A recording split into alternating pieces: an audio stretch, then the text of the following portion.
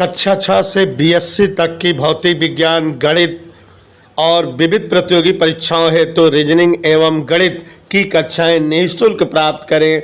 इन कक्षाएं निःशुल्क वीडियो देखें और पढ़ें अर्जुन स्टडी चैनल के द्वारा।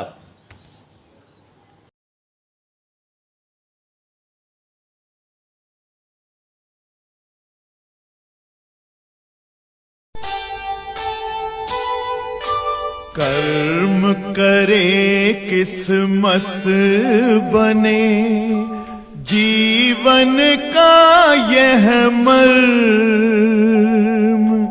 प्राणी तेरे हाथ में, तेरा अपना कर्म, तेरा अपना।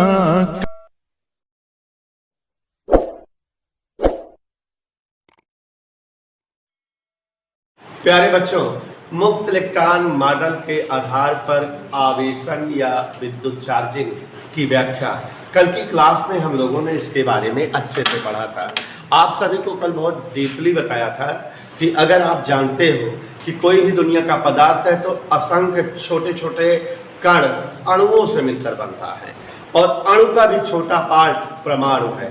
परमाणु से मिलकर अणु बनते हैं और अणु से मिलकर पदार्थ बन जाते हैं।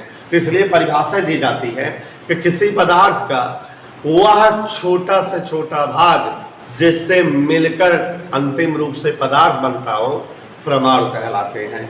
और डाल्टन वगैरह वैज्ञानिकों ने परमाणु की खोज सबसे पहले उन्होंने ही किया था और तमाम थ्योरी वगैरह दिया था, लेकिन बाद के वैज्ञानिक जैसे जेम्स चैडविक, लॉर्ड रदरफोर्ड और जे थॉमसन, इन्होंने परमाणु के 3 कणों इलेक्ट्रॉन, प्रोटॉन, न्यूट्रॉन की खोज करके ये सत्यापित किया कि परमाणु विभाज्य होता है और परमाणु 3 कणों इलेक्ट्रॉनों, प्रोटॉनों, न्यूट्रॉनों से बना होता है।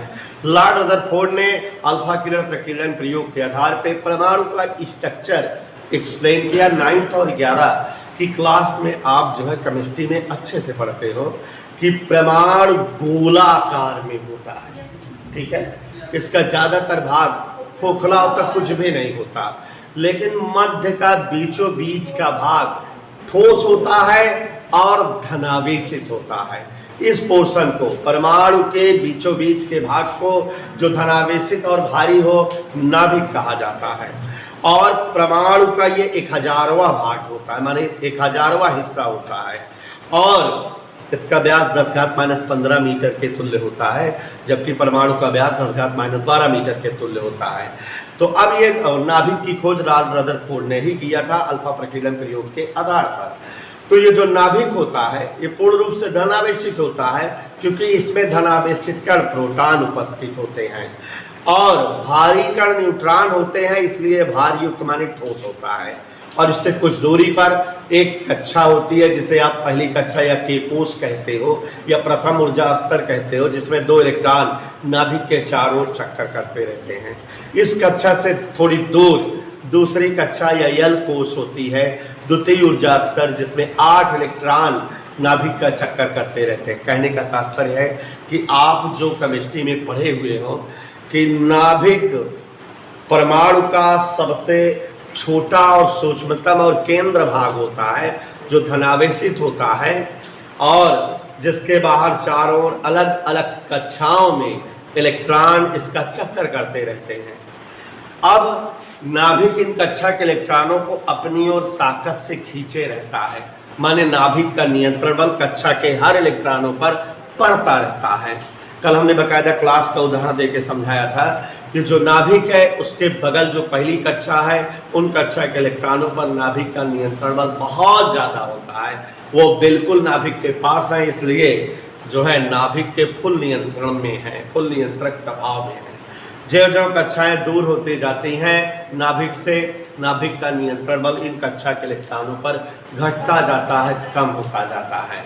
और जब कक्षा के इलेक्ट्रॉनों पर नाभिक का नियंत्रण बल कम होता जाता है, घटता जाता है, तो किसी परमाणु की कल्पना करो जो सबसे बाहर वाली कक्षा होगी, वो नाभिक से बहुत दूर हो जाएगी, इसलिए नाभिक का नियंत्रण बल इलेक्ट्रॉनों पर बहुत कम होगा उनको बाहर से ऊर्जा मिलेगी और वो कक्षा छोड़कर पलायित हो जाएंगे।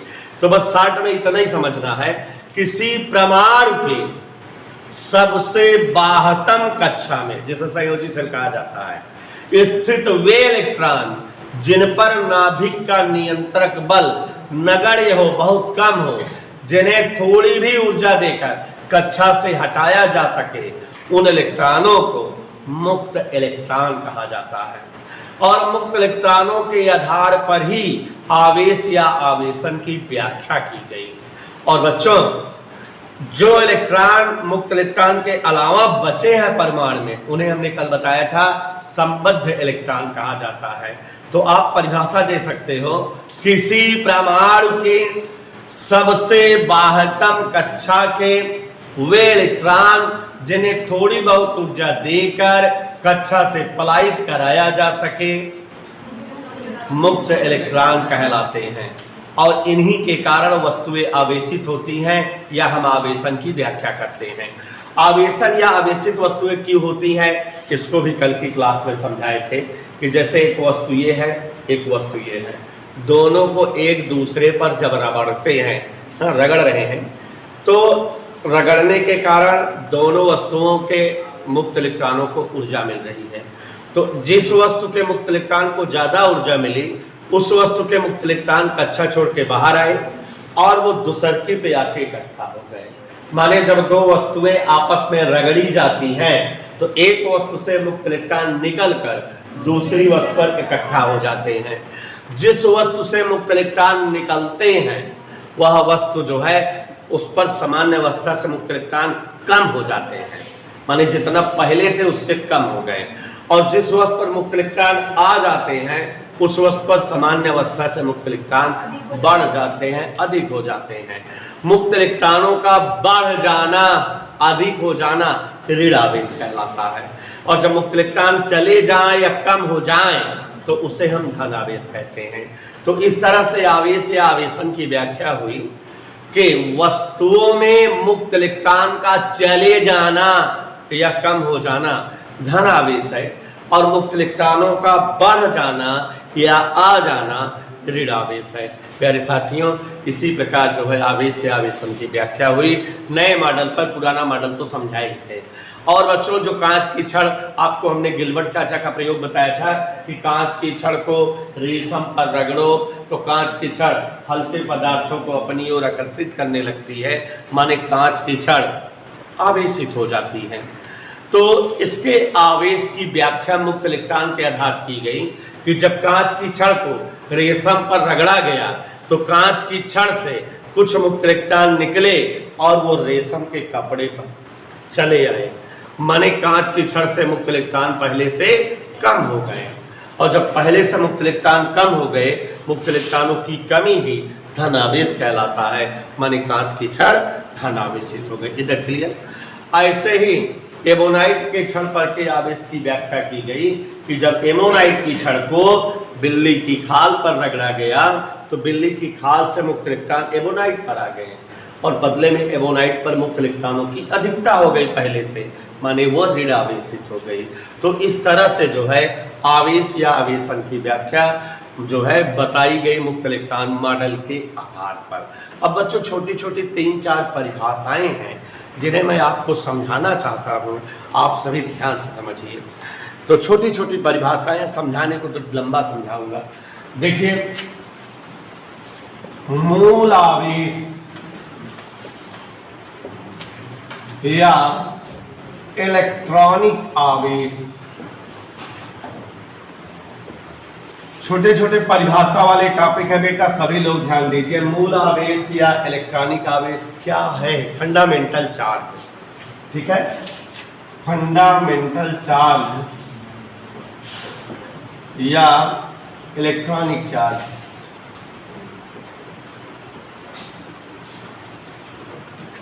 देखो बेटा, मूल शब्द फिजिक्स में ही मिलता है। मूल शब्द का मतलब होता है प्रारंभिक या शुरुआती। मूल शब्द का मतलब क्या होता है? प्रारंभिक या शुरुआती। ऐसे समझो कि जो वस्तुएं किसी और से ना बने, जो प्रारंभिक हों लेकिन जिनसे और वस्तुएं बने, वही है मूल। नहीं समझ में आया? ऐसे समझिए कि देखो बेटा, आप गिनती पढ़ते हो तो हमको सबसे पहले 10 गिनती सिखाई गणितज्ञों ने। 0 कैसे लिखा जाता है, 1 कैसे लिखा जाता है, 2 3 4 5 6 7 8 9, इतनी गिनती 0 से लेकर 9 तक गिनती लिखना गणितज्ञों ने सिखाया। कौन कौन? 0 1 2 3 4 5 6 7 8 9, 10 गिनती सिखाई गई। अब कहा गया कि दुनिया की और जो भी गिनतियां हैं इन्हें 10 तक के संख्याओं की मदद से बन जाएंगी, लेकिन ये किसी अन्य संख्या से नहीं बनेंगे। इन्हें आपको पढ़ना पड़ेगा, याद करना पड़ेगा, इन्हें बनाना सीखना पड़ेगा। लेकिन बाकी कोई भी गिनती हो, जैसे कहे 13, तो 0 से 9 तक में 1 निकाल लो, 3 निकाल लो, 13 बन जाएगा। जैसे कहे 245, तो 0 से लेकर 9 तक में 2 4 और 5 ढूंढ कर इकट्ठा लिख दो, 245 बन जाएगा। दुनिया के सभी नंबर 0 से लेकर 9 तक की संख्याओं से बन सकते हैं या बनाए जाते हैं। तो इसका मतलब ये हुआ कि 0 से लेकर 9 तक ऐसे संख्या हुई जो किसी और संख्या से नहीं बनती हैं, लेकिन इनसे अन्य संख्याएं बनती हैं। तो ऐसी संख्याओं को मूल संख्या या प्रारंभिक संख्या कहा जाता है। तो वैसे ही हम बताने जा रहे हैं मूल आवेश, मतलब वह आवेश जिसके पदों में दुनिया के सभी आवेश समझाए जा सके या व्यक्त किया जा सके, लेकिन जो स्वयं किसी और के पदों में न बताया जा सके, जो प्रारंभिक आवेश हो, जो सबसे छोटा या सबसे पहला आवेश हो। तो बच्चों, इलेक्ट्रॉन पर का आवेश साइंटिस्टों ने पता लगाया, इलेक्ट्रॉन पर का आवेश दुनिया का सबसे छोटा आवेश होता है। इसलिए इलेक्ट्रॉन पर के आवेश को मूल आवेश या प्रारंभिक आवेश कहा गया, क्योंकि इसी आवेश के पदों में अन्य सभी वस्तुओं पर के आवेश की गणना की जा सकती है या की जाती है। इधर क्लियर? तो दुनिया का सबसे छोटा आवेश इलेक्ट्रॉन पर का आवेश होता है, और जिसे हम ई से व्यक्त करते हैं, और इस आवेश को इलेक्ट्रॉनिक आवेश या मूल आवेश कहा जाता है। और एक साइंटिस्ट थे मिल्टन साहब, इन्होंने इस आवेश की वैल्यू निकाली 1.602 × 10⁻⁻19 कूलाम। वो अभी इलेक्ट्रॉन है तो इस पर ऋणात्मक रहेगा, इसका मान कैसा रहेगा? माइनस में। तो यहां ध्यान से समझिए जरा क्या बता रहे हैं। मूल शब्द समझ गए ना, जो प्रारंभिक हो, जिससे और बनते हो, जो स्वयं किसी से न बना हो। तो दुनिया का सबसे छोटा आवेश इलेक्ट्रॉन पर का आवेश होता है, और समस्त सभी आवेश, अन्य सभी आवेश इलेक्ट्रॉन पर के आवेश के पदों में बतलाए जा सकते हैं। इसलिए इलेक्ट्रॉन पर के आवेश को नेहा जी मूल आवेश या प्रारंभिक आवेश या इलेक्ट्रॉनिक आवेश कहा जाता है, और इसे किस अक्षर से व्यक्त करते हैं? स्मॉल ई से। चाचा मिल्टन मर गए बताकर इसका मान 1.602 × 10⁻⁻19 कूलाम होता है। इधर क्लियर? हम लोग जो है आमतौर पर इसका वैल्यू 1.6 × 10⁻⁻19 कूलाम ही लिखते हैं, निकटतम मान लेकर के, और बेटा इसे ई से व्यक्त करते हैं। अब आवेश की माप, देखो बच्चों, आवेश बताए कि किसके पदों में व्यक्त किया जाता है? मुक्त इलेक्ट्रॉन के पदों में। तो आवेश की माप मुक्त इलेक्ट्रॉन के पदों में की जाती है। किसी वस्तु पर जितना मुक्त इलेक्ट्रॉन आ जाते हैं उतना -e उस पर आवेश हो जाता है, और किसी वस्तु पर जितना मुक्त इलेक्ट्रॉन चले जावे हैं उतना +e उस पर आवेश हो जाना है। माने आवेश की गणना मुक्त इलेक्ट्रॉनों के पदों में की जाती है। जैसे अगर कहा जाए एक वस्तु को जब रगड़ा गया तो उसमें 2 इलेक्ट्रॉनों की कमी हो गई, जिसका मतलब उस पर +2e का आवेश हो गया। और अगर एक वस्तु को कहीं रगड़े और उस पर 4 इलेक्ट्रॉनों की अधिकता हो गई, जिसका मतलब उस पर -4e का आवेश हो गया। तो आवेश की माप मतलब आप बता दोगे कि आवेश की माप मुक्त इलेक्ट्रॉन के पदों में की जाती है। जितने मुक्त इलेक्ट्रॉन सामान्य अवस्था से किसी वस्तु पर अधिक हो जाते हैं उतना -e आवेश उस पर बन जाता है, और किसी वस्तु पर जितने इलेक्ट्रॉन चले जाते हैं या जितने इलेक्ट्रॉनों की कमी हो जाती है उस वस्तु पर उतना +e का आवेश बन जाता है। इधर क्लियर? और बच्चों, आवेश की मात्रा, यहां ध्यान दीजिए, आवेश की गणना की जा रही है। आवेश की मात्रा, अगर हम इसकी अंग्रेजी पूछें तो आप कहोगे क्वांटिटी ऑफ चार्ज, और इसलिए हम आवेश को क्वांटिटी ऑफ चार्ज माने Q से व्यक्त करते हैं। और इसका एक सूत्र बन गया इस प्रकार, plus minus n into E। तो आवेश या आवेश की मात्रा को Q से व्यक्त किया जाता है और इसका फार्मूला Q बराबर plus minus n। Plus minus मतलब जब इलेक्ट्रॉन कम रहेंगे तो प्लस लगाना और जब इलेक्ट्रॉन बढ़ते रहेंगे तो माइनस लगाना।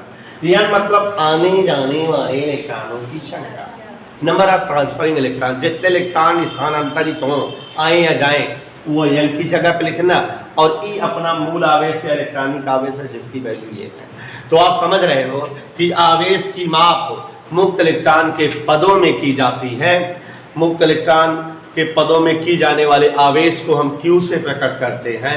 आवेश Q बराबर इस चैप्टर का पहला सूत्र प्लस माइनस NE, जहां प्लस और माइनस इलेक्ट्रॉन की कमी या अधिकता के लिए है। n का मतलब आने या जाने वाले इलेक्ट्रॉनों की कुल संख्या और E का मतलब इलेक्ट्रॉनिक आवेश या मूल आवेश, जिसे आप पहले से ही जान रहे हैं। Is that clear? समझ में आ रहा है? उसके बाद बेटा आवेशीय परमाणुकता, ध्यान से देखिए, छोटी छोटी परिभाषाएं हैं। आवेशीय परमाणुकता, क्वांटिफिकेशन ऑफ चार्ज, क्वांटिफिकेशन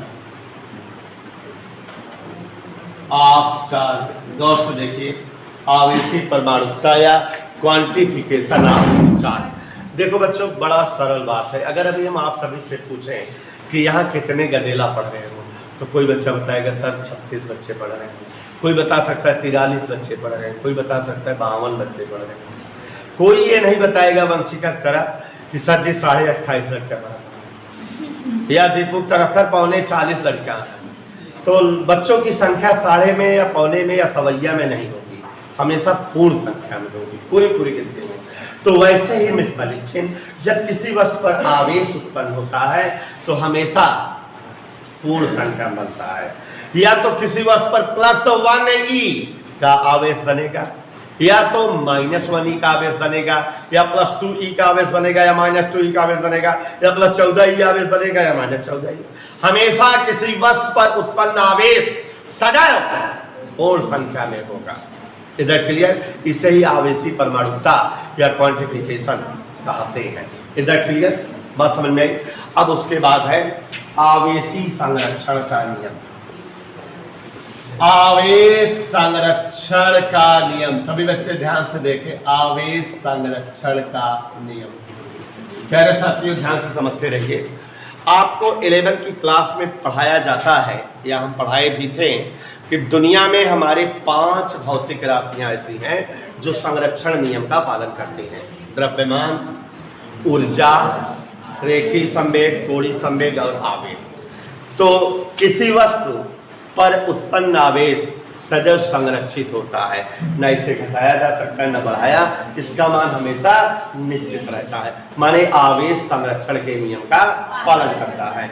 जब दो वस्तुओं को रगड़ा जाता है तो एक वस्तु पर जितना धन आवेश बनता है तो सर्किल पे उतना ही जैया सामल्यात आवेश फिर से शून्य हो जाए, माने ना आवेश पैदा हुआ न समाप्त हुआ, आवेश हुए बना है।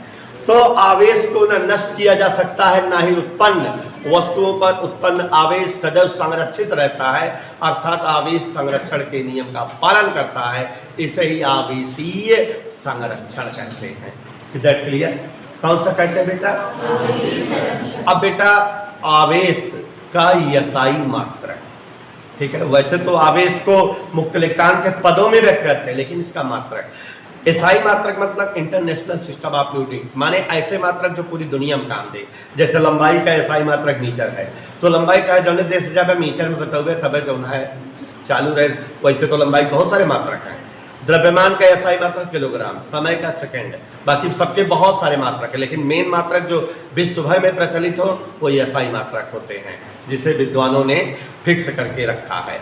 तो वैसे ही आवेश का भी एसआई मात्रक निर्धारित है। देखिए, एक साइंटिस्ट थे माइकल कूलाम, और इन्होंने विद्युत या आवेश के संदर्भ में बहुत सारे प्रयोग और बहुत सारी खोज की है। इसलिए इनके नाम के स्मृति में, इनके नाम के याद में आवेश का एक मात्रक कूलाम दिया जाता है। तो तो आवेश का SI मात्रक कोई पूछे आपसे तो क्या बता दोगे? कूलम्ब या कूलाम होता है। तो अब आप देखिए जरा यहां पर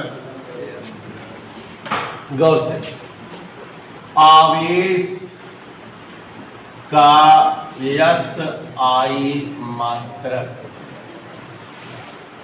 आवेश का SI मात्रक कूलाम होता है, अंग्रेजी में कूलम्ब लिखा जाता है, COLOUMB।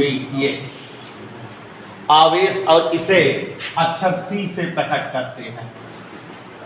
आवेश का SI मात्रक क्या होता है? कूलाम।